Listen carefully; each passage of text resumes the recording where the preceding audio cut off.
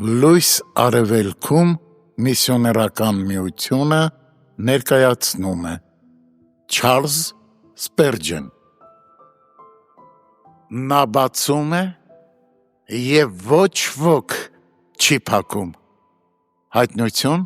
3:7 Հիսուսն է դրախտի դարպասների պահապանը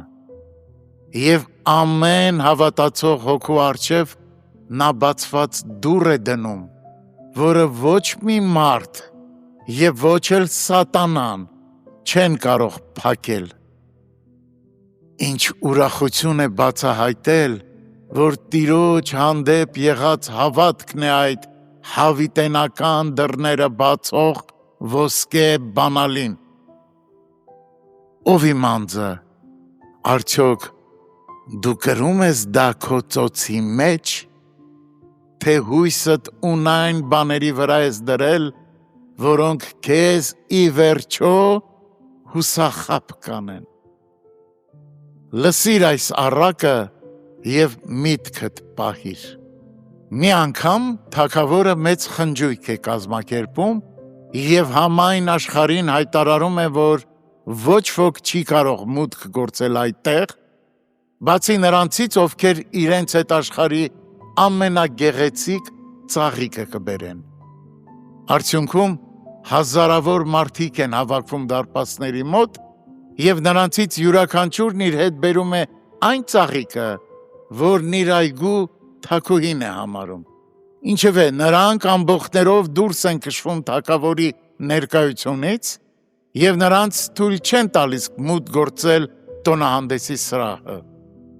Մենք էլ երբեմն ներկայանում ենք Աստծուն մեր ձեռքում կրելով սնահավատության մահամորմները կամ Հռոմի սնափառ կակաչները կամ էլ ինքնահավանության մոլեխինդները, բայց սրանք արժեք չունեն թագավորի համար և սրանցով եկողները ներս չեն մտնելու Մարգարիտե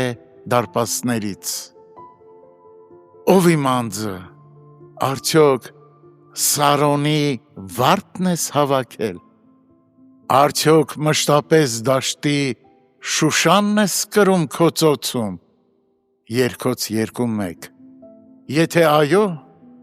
ուրեմն երբ մոտենաս երկնային դարպասներին, կիմանաս դրա իրական արժեքը, որովհետև ցույց կտաս այդ գեղեցկագույն ծաղիկը և դռնապանը առանց մի վայրկյան հապաղելու կբացի քեզ համար։ Սարոնի վարդը կրելով քո ձեռքին, դու կգտնես Աստծո աթոռին տանող ճանապարհը, քանզի երկինքն էլ դրա շլացնող գեղեցկությանը